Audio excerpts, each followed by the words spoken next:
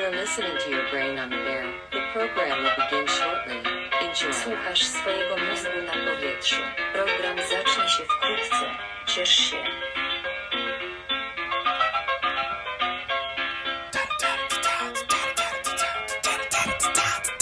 Good afternoon, everyone. Welcome back to Your Brain on Air. I'm your host, Ollie Volt Larson, and apparently the fish are on cocaine. I give up.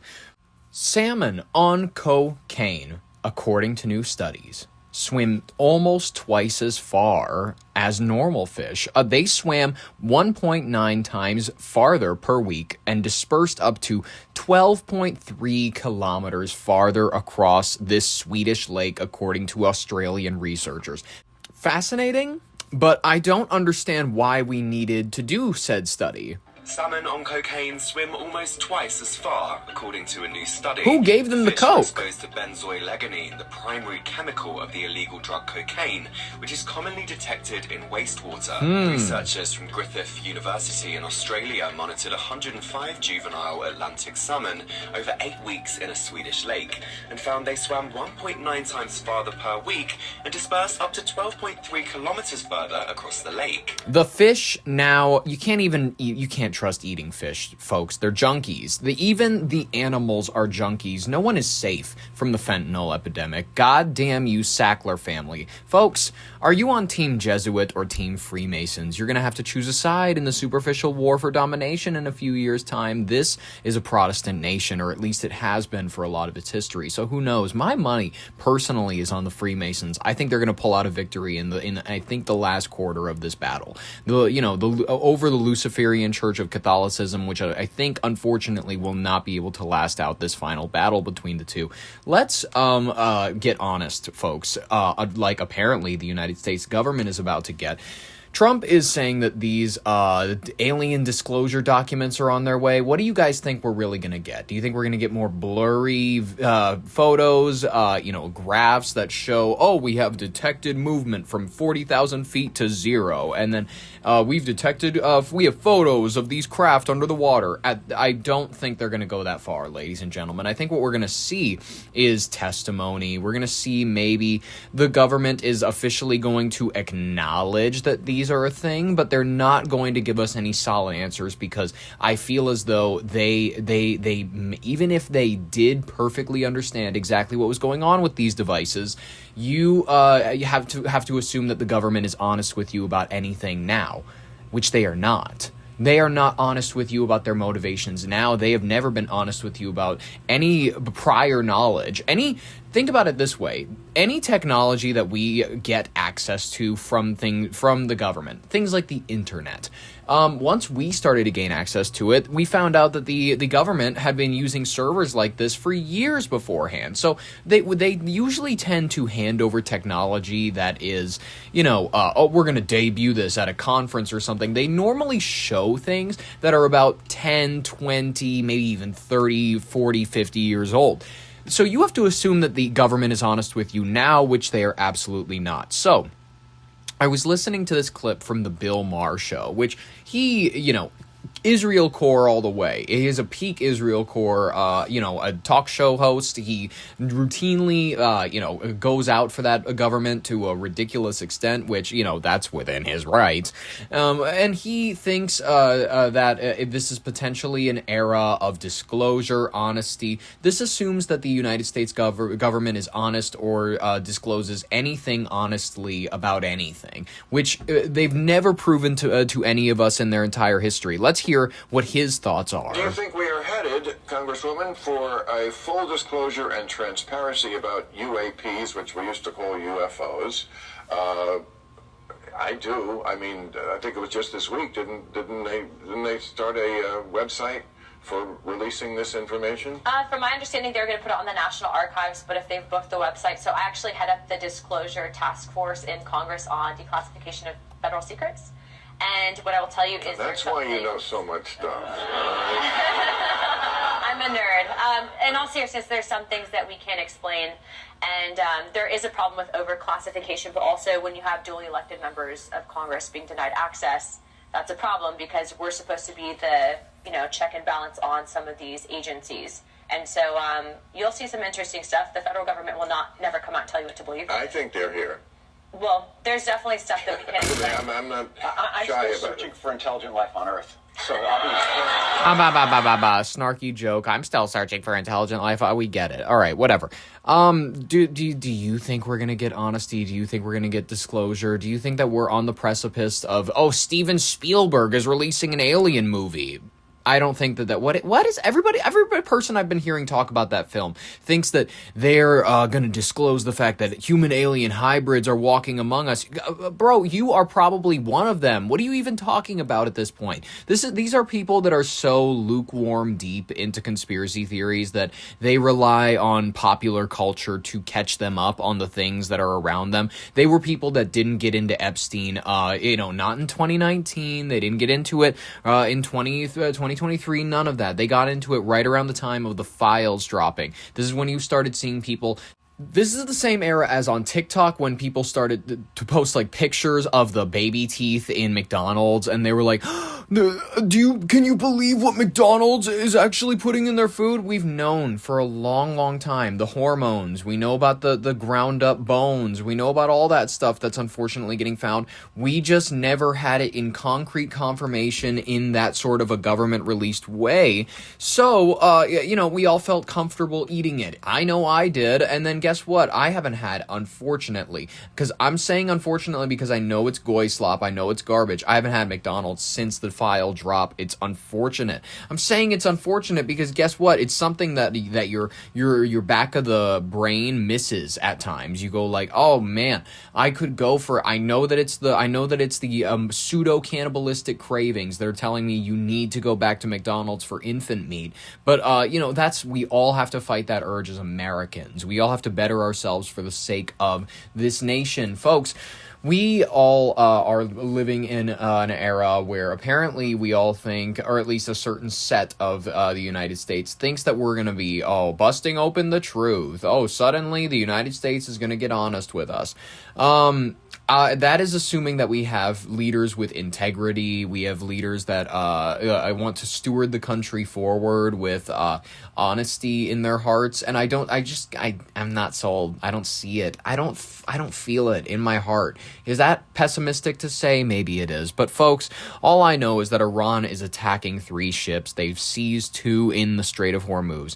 And there are shakeups with the Trump employees that are running amok. What do we have in this tenuous diplomatic breakthrough this early Wednesday morning? Let's talk about this. April 22nd, our first story. Shabang.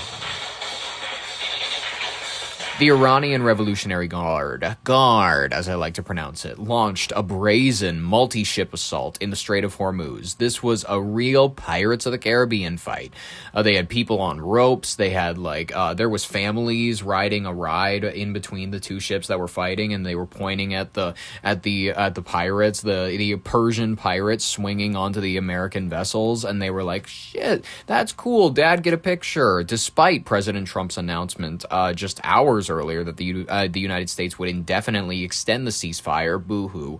Iranian gunboats opened fire on 3 commercial vessels attempting to transit the vital waterway. According to maritime tracking data, 2 of those ships, the Panama-flagged MSC Francesca, I believe, FRNCESCA. I don't like to assume how people like to pronounce it. And the Greek-operated give me a second, guys. Epaminondas. There we go. We got it. Were forcibly seized and are currently being escorted toward the Iranian coast. Well, shit. They've got our vessels. I wonder what they did with our crews. Maybe they just left them in the sea for dead. I hope not. The attacks are marking a significant and violent escalation in what has become the world's most dangerous maritime standoff in a long, long, long time, I might add. The British military reported that at least 1 container ship suffered, quote, heavy damage to its bridge during the barrage of gunfire, though miraculously no injuries have been reported to the crew so far. A third vessel, the Euphoria, oh shit, they're going after HBO and A24 TV shows now? It was also targeted and reportedly stranded near the Iranian shoreline. Well, I'm going to be honest with you. That's not that big of a loss. I think that Iran did us all a little bit of a favor because season 3 has not been what everybody's been asking for. Apparently, according to a lot of people, it's cringe. So I'm just gonna say it. Maybe losing the third vessel, the Euphoria, it hasn't been that big of a loss. I'm sorry to Zendaya, whoever else. Is it Elordi? I never get that name right. Apologies to them. Sweeney, her also. I don't remember anybody else. The transgender one, is she back? I don't think so. I don't know. The wave of aggression appears to be a direct tit-for-tat response to the U.S. Navy's ongoing blockade of Iranian ports and the recent seizure of the Iranian-flagged cargo ship by the U.S. Marines. The fallout was felt instantly at the gas pumps as global prices surged past the $100 barrel oh my God. We've seen this go up, down, up, down, up, down. Call me when it's below $50 and then I'll be satisfied. In Washington, the Trump administration era is facing its most severe test yet. I mean, this is close to its most severe test yet. I was going to say, immigration seemed like it was going to be the highlight of what made them lose the midterms, but now this is just, as per the usual with Trump, he might find a way to surprise us before the midterms even come. This might not be the worst scandal that we even have coming yet.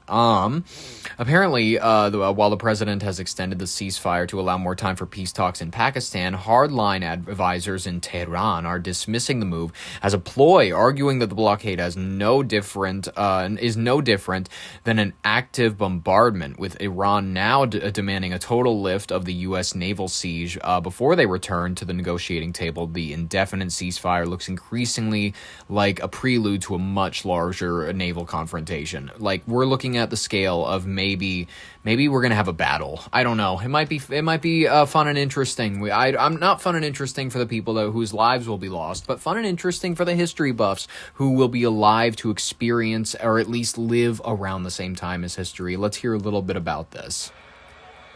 Well, there are multiple fast-moving developments right now, just hours after President Trump announced that he would delay the end of his ceasefire indefinitely. The Iranians targeting ships in the Strait of Hormuz. Right now, multiple ships have been targeted, according to reports.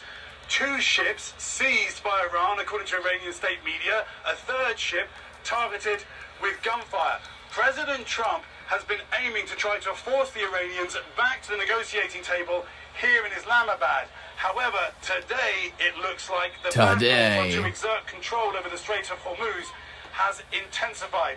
That after Vice President Vance had to put on hold his trip here to the Pakistani capital because the Iranians said they simply would not come to negotiate. The Iranians again today demanding that President Trump lift the blockade in the Strait of Hormuz before they are prepared to talk. Vice President Vance going to the White House to talk with President Trump before he announced that delay in the ceasefire, but that also his blockade would be indefinite. So for now, it looks like a difficult position where both sides are unable to compromise. Something like a stalemate. Keir Simmons, NBC News. Something like a stalemate. Oh my goodness. Yes, thank you very much.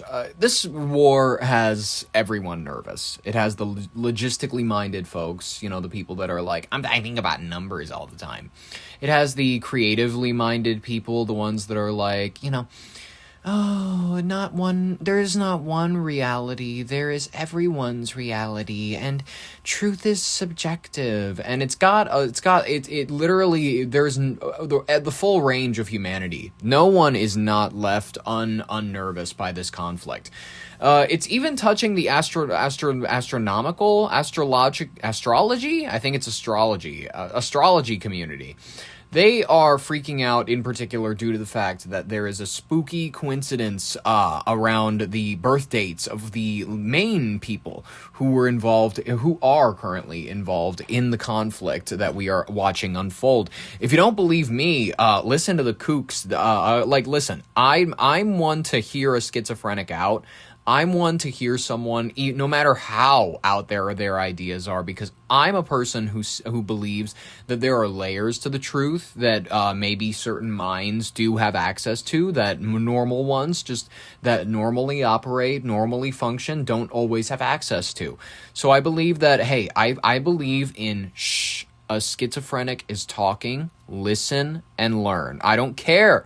And by the way, they're not necessarily schizophrenic. There are layers of astrology that are true, to where gravitational forces and poles from all the planets do affect the Earth to some extent and whatever. But we can talk about that, whatever. We can talk about that in a whole other layer. But this guy is just telling you that everybody was born on the exact day of an eclipse. What is happening? So I'll let him explain his ideas. All three of the leaders that are involved in the current war were born on the exact day of an eclipse. So Donald Trump was born on June 14th, 1946, and this was the day of an exact lunar eclipse in the sign of Sagittarius. By the way, would you ever have guessed that he was a Sagittarius? I personally, not me. Benjamin Netanyahu was born October 21st, 1949, and this is the day of an exact solar eclipse in the sign of Libra. Benjamin Netanyahu feels like a Libra. And then finally, Al Khamenei was born April 19th, 1939, and this was the day of an exact solar eclipse in the sign of Aries. Sure, that feels right. So that's incredibly stunning and just statistically unlikely to have all three of these world leaders born not just close to an eclipse, but literally on the day of an eclipse.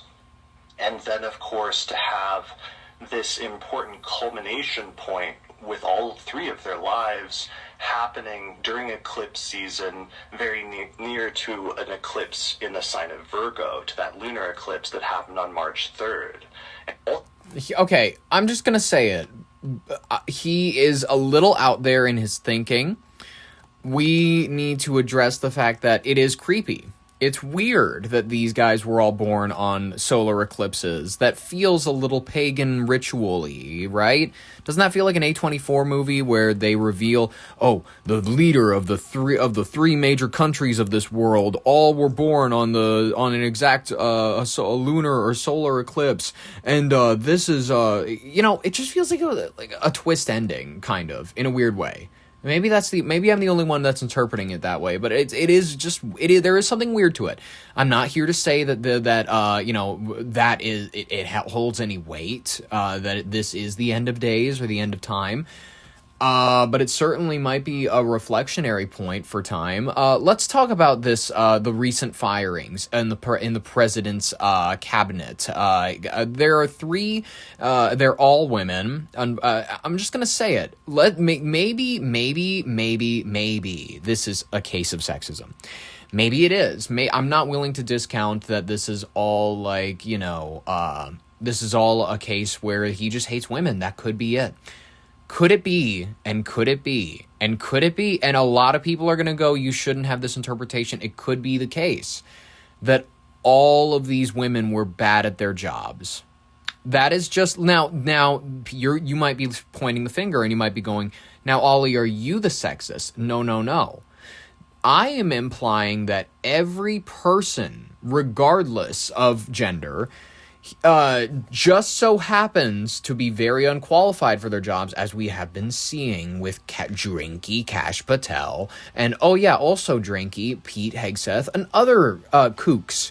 You know what I mean? Other individuals that we've just watched be manic, quite frankly. Oh my God, Kash Patel. They criticize women for being too emotional to be in high positions of power, too emotional to ever be the president of the United States. Kash Patel almost cried on Twitter because people were being mean to his girlfriend. He was going, she's a generational talent.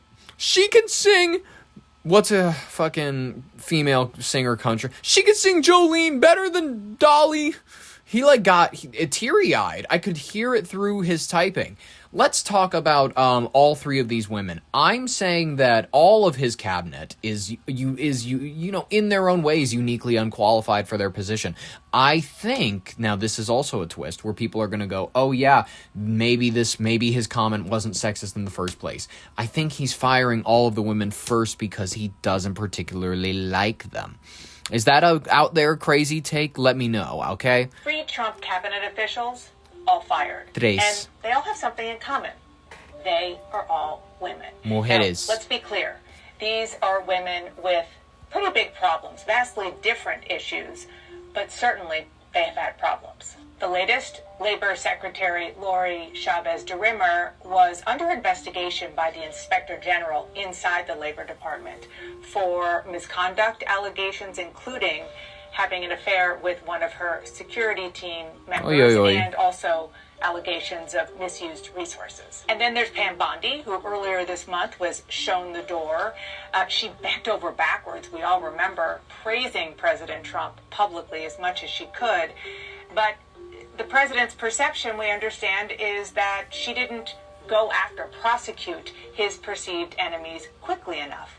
And there was also a thought inside the White House that she bungled the Epstein investigation from the jump. And then there is the now former DHS Secretary Kristi Noem, who, among other things, was very much...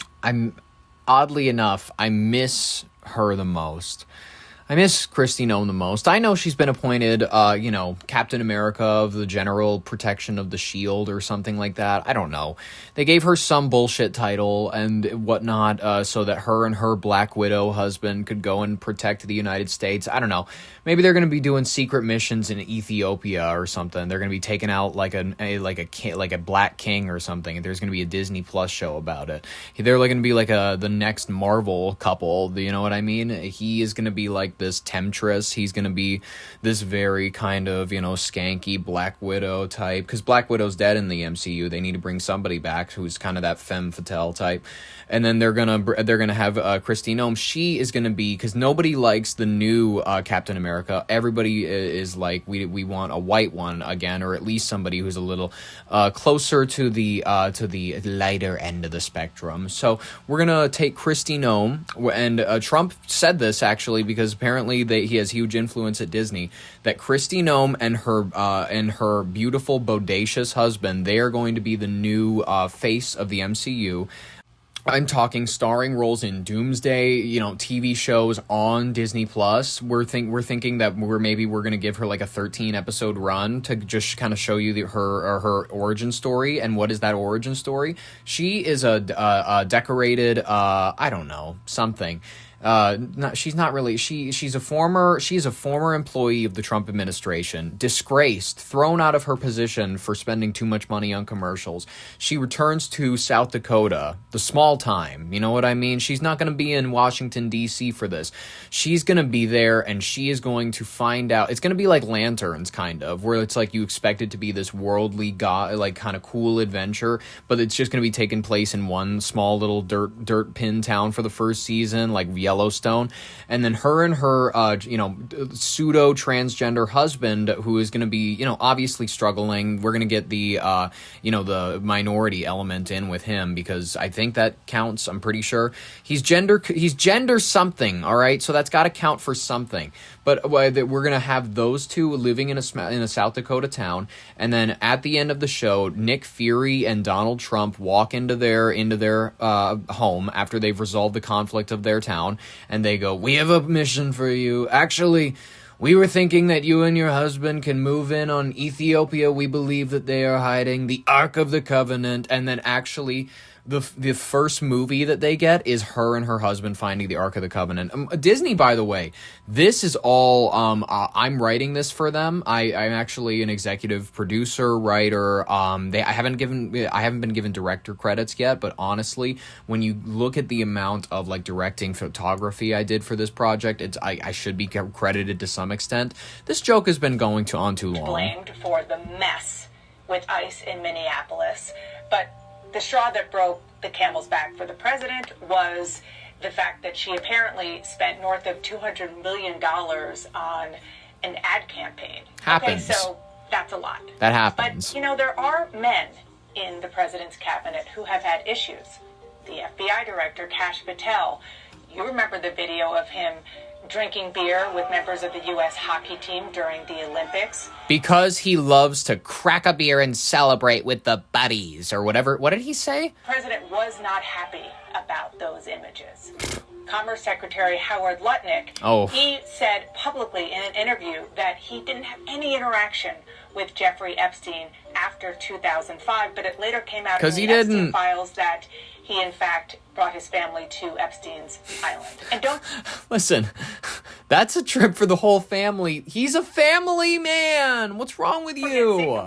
Pete Hegseth, still there. Mike Waltz was the national security advisor. He was removed, but then he got an ambassadorship to the United Nations. So, listen, this is not to say that there are not still powerful women in and around the president. There are still female cabinet members there. You have secretaries of education, of agriculture, small business. You mean the wrestler's wife? He and I are all women. Susie Wiles, his chief of staff, is one of the most powerful people, men or women, around this president. We love Susie. What makes this Trump term so different from his first is that so few people have been fired. You remember how quickly and how rapidly he went through staff last time. This time, only 3 cabinet members are gone. Well, that's a good pace for him, honestly. We do actually... Okay, this is grand news. Kash Patel went ahead and responded to the reports of his alleged drinking, his absences, all of that. The recent article in the Atlantic magazine about all of this, these struggles that he's been having. He's denying that he has ever been intoxicated on the job, and he is touting the department's work. Now, one thing you'll know, and I've known from being around many alcoholics throughout my entire life, I've spent many years around them. They tend to repeat things. They have key phrases and sentences that they will latch on in order to convince you of something. So that's just a detail that I've noticed, and I've grabbed onto, and I've picked up on throughout the years in order to kind of pick out in a crowd if somebody that I'm talking to is like actively drunk or like a drinky person in front of me.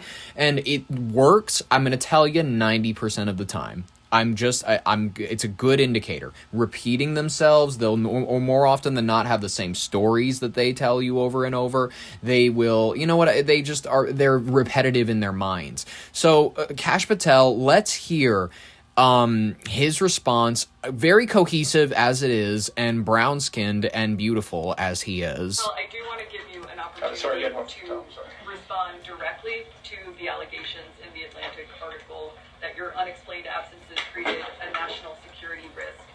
And beyond that, can you say definitively that you have not been intoxicated or absent during your tenure as FBI director?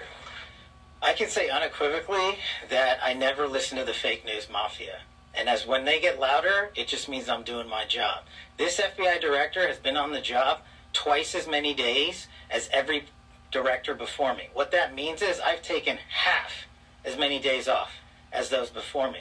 What that means is I've taken a third less vacation than those before me. What that means is that this FBI, with this Department of Justice, has dropped the murder rate 20 points. What that means is this FBI, with this Department of Justice, has captured 8 of the top 10 most wanted fugitives in the world, twice as many as the Biden administration did in its entire 4 years. What that means is this FBI has seized enough fentanyl off the streets to kill 178 million Americans, a 31% increase. What that means is this FBI and this DOJ has arrested 43% more spies in 14 months than the entirety of the Biden administration. What that means is this FBI has seen a reduction in opiate overdose deaths up to 20% alone. What that means is that we have found 6,300 child victims. 6,300 families have their kids. Address the allegations. In fact, that is a 22% increase from the Biden administration. I'm on the job. I'm the first one in. I'm the last one out. I'm like an everyday American who loves his country, loves the sport of hockey, and champions my friends when they... Look at this drunk. He's just like straying off. He's like, I love this. I'm every day. I'm showing it up. I love the sport of hockey. Like, you know, when they just throw something random in there because their mind can't come up with other things to say about how they show up at their job. So they just start pulling like, I show up. I I went to one of my kids' baseball games one time. A gold medal and invite me in to celebrate. I've never been intoxicated on the job, and that is why we filed a $250 million defamation lawsuit. And any one of you that wants to participate, bring it on. I'll see you in court. So, folks, if you were not counting, that was 8. What that means is. That was 8 times. Folks, he is stray of mind. He is an interesting fellow, and I cannot wait to hire him for your Brain on Air. He is perfect for the job, quite frankly. His takes are confused. He is not solid of mind. He is bizarre in the connections he draws and out there in the way that he presents his information, and he is perfect for this show, ladies and gentlemen. Let's just cover one more thing before we jump out of, not really out of the politics realm. Well, actually, we're just going to take a break from the politics realm. The House of Representatives lost its 3rd member in just the past week, with Democratic Congresswoman Sheila Sherifus McCormick, that middle name sounds like a Sesame Street character, stepping down minutes before she was set to face a House Ethics Committee. Oh my goodness, a grand jury indicted the Florida Congresswoman for allegedly stealing $5 million in FEMA funds. Fuck. All right, let's hear a little bit about this. Go. And the House is losing its 3rd member in just the past week. Democratic Congresswoman Sheila Sherifus McCormick stepped down just minutes before she was set to face a House. She looks like if Michael Jackson was still alive and had the color. Ethics Committee sanctioned hearing yesterday. Last month, the House Ethics Committee found the Florida Congresswoman guilty of violating more than 24 House rules after a grand jury indicted her for allegedly stealing $5 million in FEMA funds. Now she's accusing the House of playing political games. ABC's Jay O'Brien has more on that story. Hi, Jay.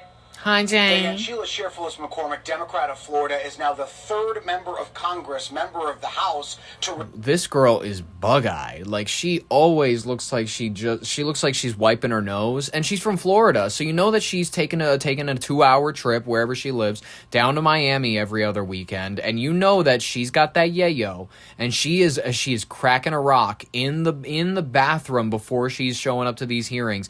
Look at that big nose. I'm not calling her big nose because she's black. I'm calling it big nose because that's a Coke nose if I've ever seen it. Look how up on the sides, this is not a black person nose feature, that's a Coke nose feature, where it creeps up on the sides and it has these kind of cavern things right here where it looks like people have been crawling up in here to scoop out the rocks. It looks like kind of cave diver material. That's what I mean. It's a Coke nose. It's not a black nose. It's just a particularly wide Coke nose. This is not a racial thing. It is she looks creepy thing. Resign in just the last week. She did so just minutes before the House Ethics Committee was set to meet to decide her punishment after it found... This is also a feature of Coke, or more specifically the Florida Coke community. The bitches with the, not only does she have the bleached ends for a black girl, straight hair, but also... she has these long eyelashes that are just notorious in the Florida Coke community. Just long, broom, sweepy eyelashes. They look like they would scrape the interior of her glasses. Indicted on federal charges, accused by prosecutors of embezzling $5 million in pandemic-era FEMA funds and using... Let's run that back one more time. Try it again, sir. In pandemic-era FEMA funds and using it to fund, among other things, according to prosecutors, a run for Congress, as well as lavish personal items like a $100,000 ring that you can see what appears to be the ring in her official congressional portrait. Now, the former Congresswoman, has denied any wrongdoing, and she's pleaded not guilty to those criminal charges. In a statement announcing her resignation, she accused the House Ethics Committee of playing political games. Playing political games, yeah, exactly. Yeah, she could be in trouble. Who knows? She could be resigning because she's innocent, as is the usual technique for these politicians. Folks, let's talk about the pursuit of a chiseled physique. They have handed some young men a death sentence, if you don't know. The illegal steroid trade. Steroids, if you don't know, are these things that we put into our bodies, and they make you feel like you need to move, you need to work out, and it also is just a natural... Let's steroid definition. We're going to just go really down to the basics with this one. It's an organic compound acting acting as hormones, either produced naturally in the body, like cortisol, testosterone, or synthetically as medications. They are classified two main types, the ones that reduce inflammation, immune responses, and anabolic steroids.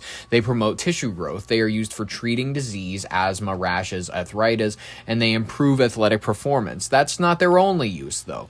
You have these individuals who are resorting to a certain type of steroid. We've known about the link between steroids and cancer for a while. At least I believe the 1980s we've known that there's a link. But this is apparently encouraged by social media, the manosphere, whatever you want to blame it on. It's becoming an issue. Let's get into it. Go. A quiet but deadly crisis is unfolding in weight rooms across the country, folks, so listen up, this could be affecting you. Health professionals are warning that the obsessive pursuit of a perfect masculine physique is increasingly leading to fatal outcomes. Cancer for individuals. It's driven by a volatile mix of social media algorithms and the manosphere influencers. Look, I have no issue with whatever Andrew Tate wants to do. He's not affecting my rights. I'm a young man, and young men like me are being funneled into illegal steroid trades at record rates. Recent studies, like from earlier this year, highlight a direct link between muscle-focused content and a surge in anabolic androgenic steroid AAS use, with many users admitting that they are chasing an unobtainable digital ideal that they have been heavily filtered to them. Keep in mind, these are the guys that are watching the bodybuilder videos, the enhanced content videos, the consequences they have no idea about because they just see this 4-inch whatever image of a guy who's just flexing for them. It's one of the gayest. It goes back to Greek. You know what I mean? It's ingrained in men's nature to idealize other men's bodies and want to emulate it. The consequences, though, of the chemical shortcut are proving to be catastrophic for this generation of men in their teens, 20s, very young. Medical professionals are sounding the alarm over the alarming rise in muscle dysmorphia, a psychological condition where individuals become obsessively preoccupied with perceived physical smallness. They compensate. Many turn to high-risk substances like trenbolone. I think that's how you pronounce it. Tren, T-R-E-N, B-O-L-O-N-E, a powerful steroid originally designed for livestock, which can cause irreversible heart damage and liver damage. Experts note that these black market cocktails are often tainted or mislabeled. Listen, the routine fitness goal, it's like a game of Russian roulette nowadays. You cannot risk your cardiovascular health just because you want, you can want bigger muscles. You can do whatever you want. But when it comes to, when you're injecting something that is designed for, we want the ground beef to be bigger, and we want the animal's muscle to be bigger, the muscle tissue to be larger. That's a terrifying mix-up that I don't think many men realize they're getting involved in. That and they don't realize that the silent killer, liver cancer, is becoming incredibly popular. Not popular, but common in the men who use this product. They don't realize they're getting this cancer. But if you don't believe me, the Times, take it away. What is the silent cancer plaguing the manosphere? A man in his late 30s, fit and toned from hours in the gym, seemed to be in the prime of his life. But scans told a different story. A malignant tumour the size of a bowling ball was growing on his liver. The size of a bowling ball. The pursuit of a chiseled physique had handed him a death sentence. Like thousands of other gym goers in the UK, he had been taking anabolic steroids. The cancer was Anabolic steroids you hear a lot about from bodybuilders, even people in casual sports.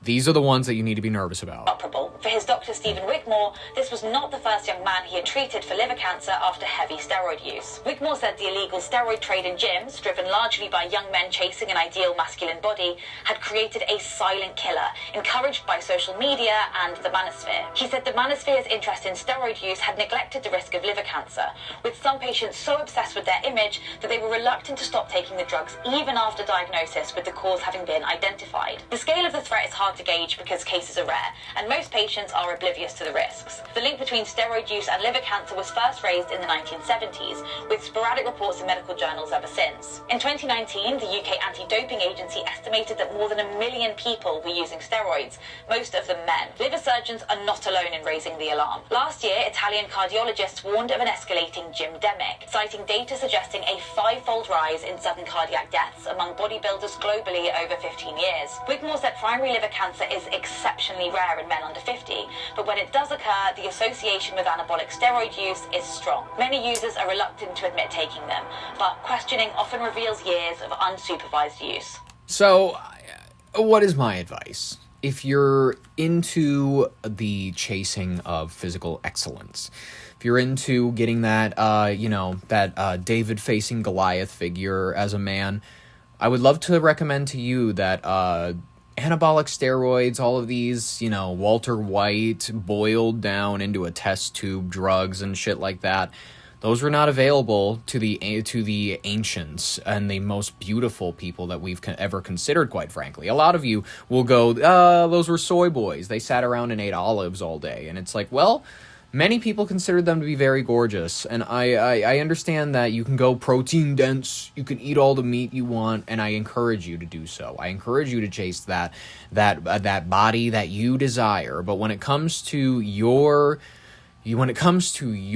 physical integrity, this is why I warn people about GLP-1s and whatnot, and this is why I warn people about anabolic steroids, is I feel like they're in the same category. GLP-1s are beginning to show in evidence that they are decreasing people's bone mass. They are destroying people's skeletons. They're creating little tunnels through people's skeletons because it eats away the calcium in your bones. It is this is a horror movie, people. GLP-1s would have been a movie in the 80s where it's like, there was like a body horror movie, and it would be like the injection, and it would be like a mass marketed product, and it would be like a movie from 1985, and it would be a monster movie where people are taking this injection and it ends up eating them from the inside. That is what the GLP-1s are. That's what Ozempic is. That's what these medications are, because they are destroying people's muscular tissue, their connective tissue, all of this in order to lower their body weight. But actually, you're not losing in reality any fat. You're actually gaining more fat in some instances. Some instances, your fat content in your body goes up.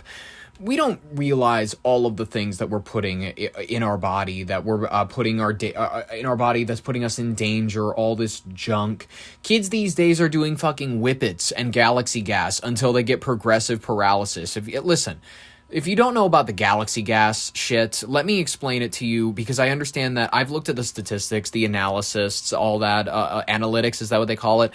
Most of my audience is, above the age of 25, and I'm actually grateful to it. I enjoy having an audience that was alive around the same time, that was alive at least, or born before the run of Third Rock from the Sun. I think that's wonderful, and I encourage that audience to be here. And I understand that they may not be familiar with all the new terms for whippets, but whippets essentially have transitioned into the modern day with galaxy gas. Galaxy gas is a product. You can buy it on Amazon, just like this man is about to explain to us, and it is a product that many people are taking recreationally, and it is essentially flavored nitrous oxide. Do you not know what nitrous oxide is? That's perfectly okay. It's laughing gas, traditionally known by that name. It is actually the chemical that they give you in minor dental operations, all these sorts of things, in order to at least give you some level of anesthetic. Normally they give you other things like the injection in your jaw, the Novocaine, whatever. But let's get an explanation about why whippets, galaxy gas, all this stuff. It's dramatically dangerous, not only due to the fact that it'll teleport you into a fifth dimension, your brain will freak out, maybe you won't come back the same person, but whippets, they actually, because maybe it's because not many people of your generation, and I say your generation as like maybe a 30 to 60-year-old, maybe people of the 1990s, maybe they were not getting experiences with progressive paralysis because the most they had was just whipped cream cartridges, and that you weren't able to use those regularly. Kids are buying cases of Galaxy Gas, so they're able to just sit in their rooms and trip out on Galaxy Gas for weeks on end. And you just weren't able to do that back in the day. You were able to trip a little bit off of a whipped cream canister if you snuck it from the fridge from your parents or whatever. But kids these days are able to buy it from Amazon, no ID check, all that junk, and then trip on it. And then, unfortunately, what we haven't realized, because most of the time people weren't taking this amount of nitrous oxide, is that when it's exposed to you, when you are exposed to it, rather, for such an extended period of time, it blocks certain vitamins in your spinal cord, which will then result in progressive paralysis. Let's hear it from this expert. Whippets are in the news, and we just published a case you need to know about. This 24-year-old man who walked into the ER with progressive weakness and tingling, couldn't lift his lower extremities. It looked exactly like something called Guillain-Barré syndrome, an autoimmune paralysis disease, but it wasn't. It was nitrous oxide. I'm Dr. Rick Pescator. I'm the editor of Emergency Medicine News. Flavored canisters of Galaxy Gas are being bought more and more. It's bigger than a beer can. You can get it shipped straight from Amazon with Prime, no ID check. Nitrous inactivates vitamin B12, which protects your spinal cord. Without it, the nerves demyelinate and you can be paralyzed. It climbs up the body. JAMA reported that this has risen 578%. Here's what most doctors miss, though. The standard B12 test can actually come back normal. You have to send a homocysteine and methylmalonic acid. So the tests that they have for it aren't even efficient for it. You need to send in more tests in order to get it confirmed. Bullshit. What? If your kid has unexplained tingling or unsteady walking, ask for those two labs. Ascending paralysis in a young adult is really not supposed to happen in 2026, but it is, and the canister is right behind you. So whether or not your kid is into the Galaxy Gas, whether or not you're into it, maybe just ditch it, because I'd say, I'm just going to tell you, pal, the weed pen is better, and it hits, if you hit it enough times, it hits just as good. Folks, I think we should just go ahead and move on to the rapid fire section of today's headlines. There's a lot of things you need to know about in today's headlines that I can't dedicate 3 to 4 paragraphs to. We just wouldn't have time. So I'm just going to blow through them as fast as we can so that you can know about them to keep your media diet healthy. A small group of unauthorized users have accused Anthropic's new Mythos AI model, a technology that the company says is so powerful it can enable dangerous cyber attacks, according to the person familiar with the matter and documentation viewing by Bloomberg News. It has been accessed by unauthorized users. What? Okay, wait a minute. That means that they could be using this for cyber attacks in the future. Wait a minute. This is not a time to panic, but let's just hear what they have to say. Breaking news on Anthropic now. This just hitting a couple of moments ago with Bloomberg News reporting a small group of unauthorized users have accessed Anthropic's PBC's new Mythos AI model. A technology the company itself says is so powerful it can enable dangerous cyber attacks. That, according to a person familiar with the matter and documentation that has been viewed by Bloomberg News. This is obviously a company that has been very controversial with a very urgent development here this evening, and will remind everybody the Pentagon already deemed Anthropic a supply chain risk. Is this why? No, they were looking at it from a very different angle, Joe. What they were concerned about was that Anthropic was insisting on safety guardrails, and it saw those guardrails from the company being dictated to the Pentagon as the locus of a potential risk. In other words, tying the government's hands when its technology needed to be used. And yet we have heard, Emil Michael is one of the top Pentagon officials who's been negotiating with Anthropic over this, point to a previous breach that Anthropic disclosed a few weeks ago as the kind of thing that could also be a kind of supply chain risk. If you're worried about this to any meaningful extent, you should be, quite frankly, because they're talking about this being able to shut down airlines. They're talking about this being able to shut down banks. And meanwhile, Tim Waltz is, he's looking like he's crying, reflecting on Prince's death on the 10-year anniversary. What do we got here? God, I feel like, I thought about this a couple times, said it this winter. I wonder how Metro Surge and things would have been different if he were still alive. Oh my God. Why do you gotta...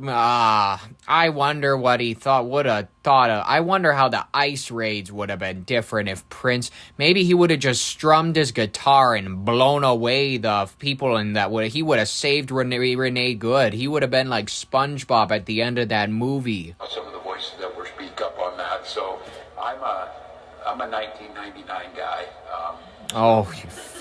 Because I'm old enough that it still seems like it's the future, and that's really something. So, thank you all. Get some more work done. Oh my God, yeah. I'm so old, I think Prince is practically new. Representative Omar is now newly reporting that she has a new accountant for her and her husband's businesses. And apparently they did not deduct the liabilities and debt when calculating the asset value as of Representative Omar has a lot of situations around her. Regardless of her financial issues, her citizenship is in question with her brother. Let's just talk about this financial situation, because apparently this is something new that she might be in trouble with. Minnesota Congresswoman Ilhan Omar has dramatically decreased the value of her and her husband's assets in financial disclosure documents, going from an estimated range of $6 million to $30 million down to a range of $18,000 to $95,000. So we're talking about someone who went from a multi-millionaire to less than $100,000 in total assets. What the fuck are we talking about? The Wall Street Journal broke this story. Last year, Congresswoman Omar submitted a financial disclosure document that said her husband Tim Mynette's venture capital management company, Rose Lake Capital, was valued between $5 million and $25 million. His California winery was valued between $1 million and $5 million. That's where the initial estimate came from. Now Omar has filled out an amended financial disclosure document. Her team says she voluntarily did this after receiving a letter from the Office of Congressional Conduct, a nonpartisan ethics watchdog for Congress. Here is that new document dated March 26 that says the same two companies have no value once liabilities and debts are factored in, meaning the costs and money. It says, value of asset, none. Income, partial income. What are we doing? Owed for the companies. A spokesperson for Congresswoman Omar says Mynette's business accountant didn't deduct liabilities when providing numbers for that initial disclosure, which significantly overstated Mynette's net worth. Oh, They sure. say the Congresswoman didn't notice what they call an accounting error because Omar is not involved in her husband's businesses. Her spokesperson said the amended disclosure confirms what we've said all along. The Congresswoman is not a millionaire. When it comes to amended congressional disclosures like these, Congresswoman Omar is far from alone. Minnesota Congresswoman Kelly Morrison recently amended hers after it was revealed that she was in violation of the Stock Act for failing to disclose more than $1.4 million in trades in Anderson Windows Corporation within the required 45 days. Kelly Morrison and Ilhan Omar should be audited. I'm calling for it now. One of these engineering, Master of Electrical Engineering, Chemistry, Physics, Genetic Engineering, and Nanotechnology, one of these 11 dead missing scientists, Amy Eskridge, she talked about ultra-terrestrials, not terrorists. I almost read ultra-terrestrials as terrorists. P-47s, P-52s before she died. She confirmed a lot of extraterrestrial things.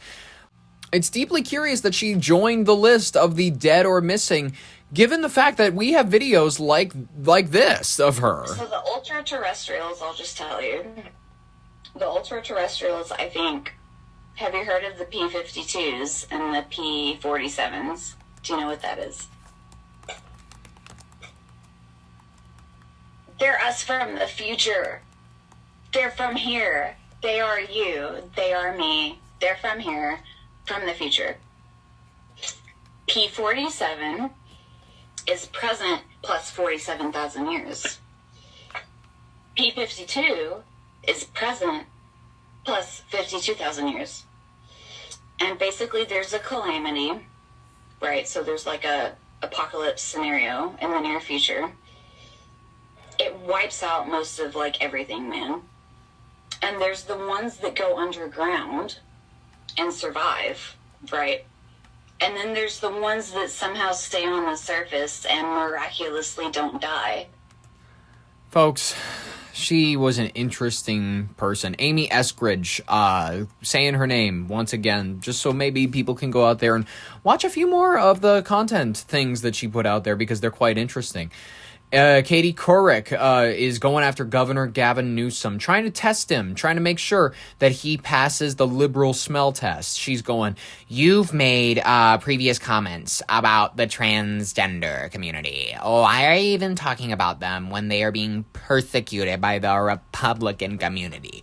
And he was slick and greasy, as per the usual, very good on his end. Let's hear this interaction, because it's going to define a lot of the gymnastics, bending over backwards that he's going to have to do these next 2 years in order to get the nomination. Let's hear it. You've defended previous comments you've made that it's so deeply unfair for trans athletes to compete in girls' sports. You've also asked your party to stop spending a disproportionate amount of time on pronouns and identity politics. Yeah, I get the criticism on that. And yet, at a time when the trans community is so under attack, talk about otherizing and scapegoating people. People like Carl, one of my followers who is trans, feels as if you're throwing trans people under the bus. And that you see them as a political liability. Yeah, and I appreciate he's saying that. Carl saying Drop the I appreciate that. I hear this in every interview he does. He never does not drop the word appreciate, and I, for the life of me, cannot manage to believe someone who drops that word so frequently. I think that it's just one of those vocab words he tosses out to show people how heartfelt but grizzled he's going to be about it. And in fact, he's saying it to the person who's promoted and signed more pro-trans legislation than any elected official in this country. Period. Full stop. Period. Full stop. And I can back that up. Who has a trans godson. Who literally signed some of the most progressive trans legislation just 9 months ago. Not 9 years ago. Who 9 years ago, 15 years ago, was actually arguing with the HRC that they weren't including the trans agenda, just the gay and lesbian agenda. So why are you kind of seemingly backing because off I can't from that? defend. I'm not backing off. I'm doubling down on all of that and the grace that people just want to survive and just want to live their lives out loud. And again, a record that backs that up. But I cannot back up an argument in favor in a competitive environment for sports, having experienced on multiple occasions, 2 years in a row, in track championships in California, the impact of that competition and how people were displaced and how we couldn't square the circle of how to make this fair. And so I don't think it is on the sports side. Yeah, he still wants, middle-minded people to vote for him. That summarizes it. That's it. That pretty much is all you need to know about that. ChatGPT, is now under investigation. Why exactly, we do not know. ChatGPT is under investigation. Florida's Attorney General opened a criminal investigation into the OpenAI system, looking into how the company approaches threats of harm. Among other concerns, Florida's AG is investigating ChatGPT's involvement with the alleged gunman in last year's mass shooting at Florida State University. Prosecutors allege the chatbot offered significant advice, including telling the shooter which gun to use. OpenAI has not commented on this newest investigation. Well, listen, if you ask ChatGPT, how do I shoot up how do you expect it not to give you an answer? That's what the chatbot is designed to do. It's designed to have a conversation with you. Am I saying I like it? No. But I'm saying that it's a chatbot. It's supposed to talk to people. Let's review our final story because I think it's a bit of a doozy. It's a bit of a fun one that we are going to go ahead and review because I like it. The Houston Police Department is investigating an officer who is going viral after apparently using racial slurs in a shocking social media video. What do we got? Houston Police Department. I don't usually expect them to be the most morally integritous. Is that a word? Maybe. Morally integritous institution. I don't expect that of them. They're under intense scrutiny this Wednesday following the suspension, goddammit, of an officer, Ashley Gonzalez, who was relieved of duty after a social media video featuring a racist rant went viral. The footage, which has garnered millions of views since Monday, appeared to show the officer, who was sworn in just over 2 years ago, recounting an off-duty incident while using multiple racial slurs and expressing explicit hostility toward black people. Department officials confirmed that Gonzalez, an Army and Marine Corps veteran assigned to the South Jesner, I believe so, GESSNER Patrol Division, has turned in her badge and gun pending the outcome of the internal affairs investigation. The content of the video has been described by community leaders and the Houston Police Officers Union as extremely disturbed and disgraceful. In the recording, she describes a confrontation over a stolen wallet and allegedly states that using the slurs, quote, felt good, comparing the feeling to her time in the military.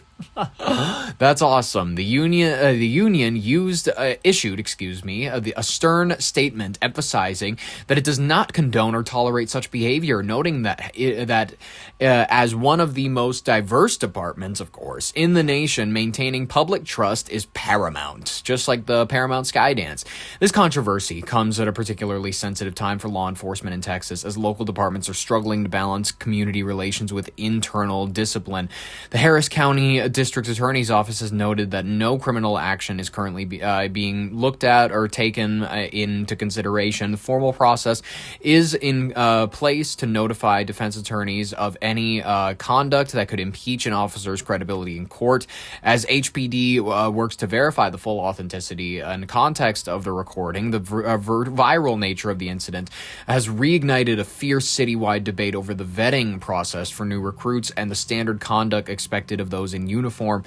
Look, this is all a really buttoned up white people way to say that this lady popped off and certain people just don't like what she had to say. And let me just say it, folks. She is, every broken clock can be right twice a day. I don't think I have to say any more. Let's review the video ourselves. The amount of times that I will always and forever say that I fucking hate oh my god, I fucking hate like, I hate y'all, like, you, like, what?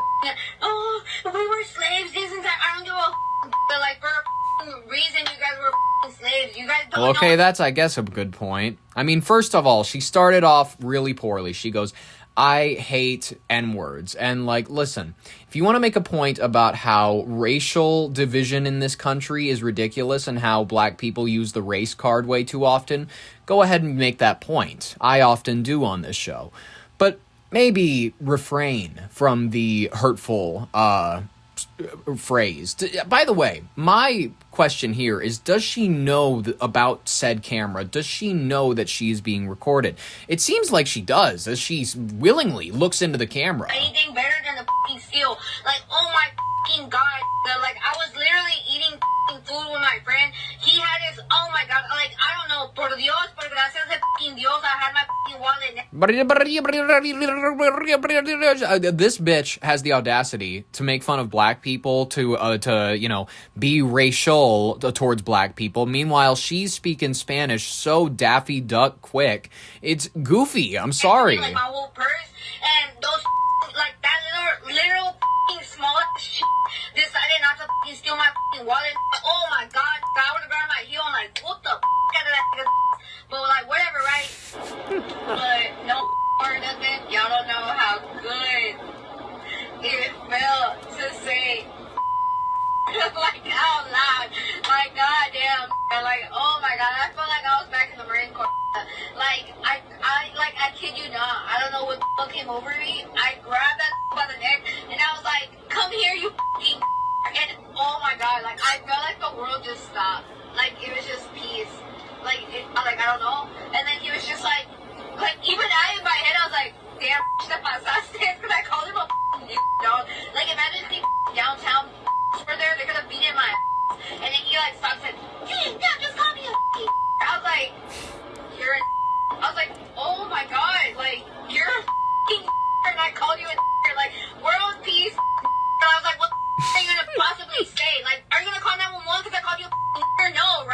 No. Oh my God. I don't know. This didn't record, but it was like, I'm kind of glad it didn't record because it was like me expressing how much I hated black people after this. Like, dog, like, let me get a black person on a 911 call tomorrow, especially. You're going to jail. I don't know. You're getting treated like a bunch of All right. Ladies and gentlemen, I think we should end on the positive. I think we should end on the human note. That was that officer's rant. Quite frankly, ladies and gentlemen, we've all been angry, but I've never resorted personally, to an expletive-laden, racially specifically targeted rant. But listen, we all have our moments where it's like, I'm not happy with how the people at the Asian market look at me. And everybody has a moment where they go like, oh yeah, the Irish people are a little too loud at the bar. We all have moments where it's like, God, couldn't those people just be a little more normal? Like, listen, we can all express that thought. We can all have it in our hearts. But to express it with anger, to express it with hatred, to express it with foam on the mouth at a certain point, listen, we can all give each other shit for how goofy our races are, for how goofy our cultures are. But when it's rooted in hate and not out of appreciation for the iniquities of the world, that's where it starts to get tainted, ladies and gentlemen. And I will never endorse that on this show. I will only ever laugh at it. Ladies and gentlemen, I hope you had a wonderful time listening to this broadcast. I had a wonderful time putting these stories together for you. I hope you had an even more wonderful time listening to them. I had a wonderful time recording from this. I hope you had a wonderful time listening to it. We will be back at it again Thursday, Friday for the final broadcasts of this week. We'll be there to report on whatever news happens to be.